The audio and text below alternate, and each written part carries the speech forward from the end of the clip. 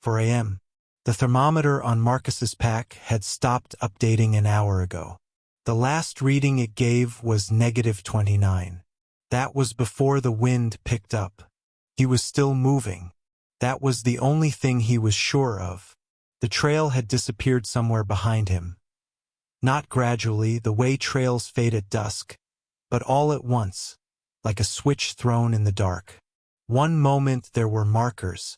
Then there was just white and wind, and the particular silence that isn't silence at all but pressure. His left boot was wrong. Not painful. That was the problem. 20 minutes ago it had been painful. Now it was just absent, like that part of his foot had quietly opted out. He told himself it was the cold compressing the boot liner. He told himself a lot of things. The matchbook was in his chest pocket. He'd checked it 4 times. 12 matches left. He'd counted them by feel through the wool of his gloves, and the counting itself had taken longer than it should have. That detail hadn't registered yet. It should have. He'd set out from the trailhead at noon the previous day. A single-night loop marked intermediate, nothing he hadn't done in easier conditions. The forecast had said possible flurries. He'd looked at the same forecast 3 times because the word possible had felt reassuring in a way it shouldn't. The storm had arrived from the northwest at around 9 p.m. and it hadn't flurried. Now the sky and the ground were the same color, and Marcus was walking by memory through terrain that memory couldn't quite reconstruct. He was thinking about a specific thing. Not his car, not his phone in the glove compartment, not the people who would eventually notice he hadn't come back. He was thinking about the coffee thermos he'd left on the passenger seat. Full. Still probably warm under the insulating sleeve. He could picture the silver cap, the small dent on the side from when he dropped it in a parking garage 2 winters ago. He kept coming back to the thermos. He didn't know why. He would understand later. The wind came in lateral sheets, not gusting but sustained, and sustained wind at -29 does something specific. It doesn't feel like cold anymore. It feels like the air has weight and the weight is pressing inward. Marcus turned his face away from it and the relief was brief and almost embarrassing. 2 seconds, maybe 3, before the cold found the other side of him. He needed to stop moving soon. That was the rational conclusion. The rational conclusion and the instinctual drive were in direct conflict, and instinct was winning because instinct felt like urgency and urgency felt like survival. It wasn't. Not anymore. He'd been walking for nearly 2 hours since the trail markers vanished. In that time he'd covered, he estimated, then revised the estimate downward, maybe 1.5 miles. His pace had been slowing in increments small enough that he hadn't consciously registered them. His body was beginning to ration. Blood was pulling inward, away from extremities, protecting the core. The left boot was the first announcement. His right hand was making a quieter one. He stopped. Not because he'd decided to, because he was standing still and couldn't immediately remember deciding to keep moving. The spruce trees were to his left. He hadn't noticed them accumulating, but there was a loose cluster of them, dark against the white, maybe 30 feet off whatever he was still calling a trail. Their lower branches were heavy with snow, bent almost to the ground, and beneath them the wind was different. He could see it in the way the snow fell, slower, less horizontal. He walked toward them. The space under the largest spruce was roughly 4 feet high and maybe 6 feet across, a natural pocket where the packed branches overhead had blocked most of the accumulation. The ground was cold but dry. Relatively. He got down onto his knees and then stopped moving for a moment just to measure the wind. It was quieter here. Not quiet, but the difference was significant enough to feel like stepping inside. He took stock. Pack on his back. Emergency blanket, 1 small fire starter block, the matchbook, 2 protein bars, a headlamp with batteries he hadn't checked since October, and half a water bottle that was mostly ice by now. He'd been carrying the fire starter block for 3 trips and had never used it. He was looking at it now the way you look at something whose function you've only read about.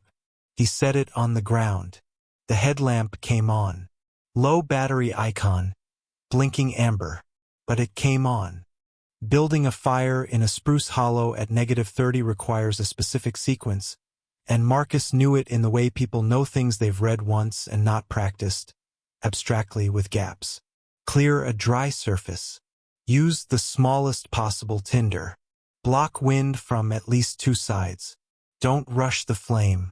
He cleared a patch of ground with his gloved hand and then realized the gloves were a problem. Fine motor control with wool gloves was poor. Without them, in this temperature, bare skin on metal or dry wood could mean frostbite in under 2 minutes. He held the first match between 2 fingers and the wool for a long moment before he struck it. Caught. Held for a second. Went out. 11 left. He set the fire starter block carefully and shielded it with his body and struck the second match with his hands cupped close. The block caught slowly, then steadily, and the small orange light it through was completely disproportionate to how much it mattered. He fed it 1 small twig. Then another. The twigs were damp and they hissed and he waited. It held. The warmth was almost nothing. A 3-foot radius of marginal heat in -29-degree air. But marginal was a different country than nothing, and Marcus sat close and pulled his knees up and felt his body make a decision. Felt it physically, a kind of unclenching in his shoulders and chest, that it was not yet done. His left foot was still wrong. He unlaced the boot slowly. The liner was damp. Not soaked, damp, which was the better version of bad. He held his foot close to the fire, and the pins and needles when circulation began returning were sharp and immediate, and he was grateful for them in the way you're grateful for pain that means something is still working. The thermos flickered through his mind again. Silver. Small dent. Probably still warm. He let the thought sit there. He didn't push it away. The fire needed fuel every few minutes, and the fuel within reach was limited. He had to lean out from the hollow to retrieve sticks, and each time he did the cold settled back over him with a kind of institutional patience, as if it had simply been waiting. Around 5 a.m. he found a rhythm. Feed the fire, pull close, retrieve fuel, feed the fire. It was not comfortable. It was functional.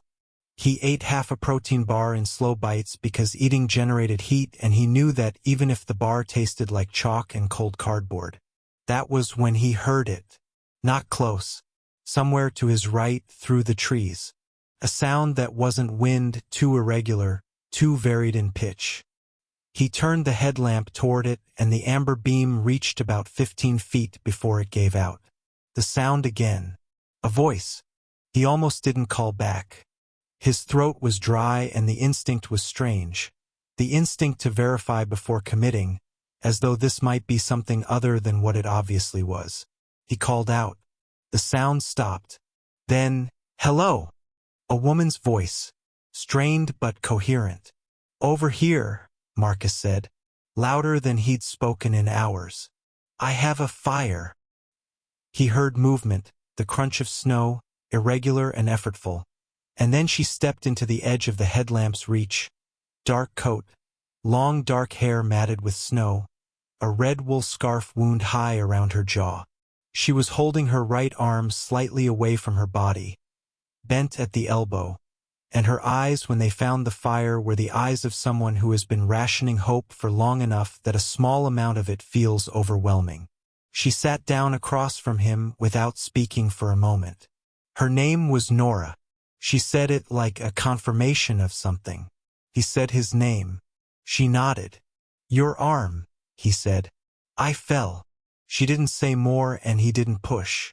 She flexed her fingers slowly, watching them, and the fingers moved, which told them both something. 2 people made the hollow workable in a way one person hadn't. Not warm, but workable. Their combined body heat under the emergency blanket he'd strung from the branches above them raised the effective temperature inside the shelter by enough that he could feel it. A slight softening of the air that had nothing to do with the fire alone. She'd been out for 9 hours. set out from a different trailhead, aiming for a backcountry hut she'd stayed at before. The storm had moved faster than either of them had planned for. There was no hut within reasonable distance now. She'd confirmed that by the time she'd accepted it was unreachable. The red scarf came down to her chin. She'd been using it over her face in the worst gusts, she said. Her skin was pale, almost paper white below the cheekbones, and he watched her for the slow responses, the word searching, the confusion that meant the cold had gotten further in than her jacket. She was tired, but her answers were clear. Her eyes were tracking. He let himself exhale. "The fire," she said. "How long can you keep it going?" He looked at the remaining fuel within reach, then passed it into the dark. "Long enough," he said. He meant, "I don't know, but I'm not going to say that." She seemed to understand both. The temperature dropped further between 6 and 7 a.m. He knew this because his body told him, because the fire's radius visibly shrank, because Nora pulled the emergency blanket tighter and stopped talking, which wasn't sleep. She kept her eyes open at his request, because he told her plainly that she needed to. She'd looked at him when he said it. She'd nodded once. "Don't fall asleep," he said. The second time, quieter. "I'm not," she said, quietly, steadily. He believed her. He kept watching. The fire wanted to die several times, and each time he coaxed it. The process had become almost meditative. Find fuel, feed slowly, wait, find fuel. His hands were working better now. The left foot was manageable. He could feel the cold as a fact rather than a threat, which was different, which was progress. The matchbook was still in his chest pocket. He hadn't needed another match. The fire had held from the second one. He touched the pocket and felt it there and thought about the thermos again, the silver cap, the dented side, and understood suddenly why his mind kept returning to it. It was the last warm thing he'd had before the cold became real. Not the thermos itself. The moment before he'd known how serious it was. Standing at the car, looking at the forecast on his phone, deciding possible flurries was a number he could work with. That was what he kept reaching back toward. Not safety exactly. The last moment of not knowing how far from safety he was. He didn't say any of this to Nora, but she was looking at him across the fire with an expression that suggested she had something similar running. At 7 a.m., the darkness began to change. Not light, not yet, but a different quality to the dark, a gradation near the horizon that Marcus registered before he consciously identified it. He turned the headlamp off. The amber had been getting dimmer for the last hour, and off was better than the slow collapse of it. In the new dark, with no artificial light, he could see the trees against the sky, their edges, then slowly their shapes. The wind had dropped sometime in the last hour without him noticing when. He watched the trees for a long time. Nora watched with him. The red scarf was around her shoulders now, loose. She'd unwound it sometime in the last hour without him seeing, and it hung there, darker in the low light, against the pale skin of her throat. She was awake. She was tracking the sky in the same direction he was. "There," she said. A seam of gray-blue between two ridgelines, faint enough that he almost reinterpreted it as wishful thinking. Then it widened almost imperceptibly, and it was real. He fed the last fuel to the fire not because they needed warmth now, they could move, they should move, but because it felt wrong to let it go out without giving it something. He didn't examine that impulse. He just followed it. They moved at 7:15. When there was just enough light to navigate by. His left foot was stiff and functional. Her arm she carried slightly forward, cushioned against her chest, and she moved carefully, but she moved. The trail was visible under the new snow. A shallow depression, subtle, but once he saw it, it held. He stayed close to it, matching the contour, and after 20 minutes he saw an orange blaze on a tree that he recognized from the day before. He stopped, looked at it. The blaze had been there all along. He'd been roughly a quarter mile from it in the dark. Nora stopped beside him. She looked at the blaze and then at him. He didn't say anything. Neither did she. They kept walking. The trailhead parking lot materialized out of the white at 9 a.m. His car was the only vehicle. Hers had been at the other trailhead 3 miles east, and that was a different problem for a different hour. He unlocked the car, turned it on, reached across the console and picked up the coffee thermos. Still warm, just barely. He could feel it through his gloves. He held it for a moment before opening it. Not drinking yet, just holding it. The small dent on the side was exactly where he remembered. Nora got in the passenger seat and pulled her door shut, and they sat in the running car while the heat began to build and neither of them spoke. And the silence was the right kind, the kind that doesn't need to be filled, the kind that is itself a form of rest. After a while she unwound the red scarf and held it in her lap. Said nothing. He poured the coffee. Split it between 2 cups he kept in the center console for reasons he'd never examined, and handed one to her, and she took it with her good hand and held it the same way he'd held the thermos. Not drinking immediately, just feeling the warmth move inward. Outside, the storm was already breaking apart. The trees stood still in the new pale light.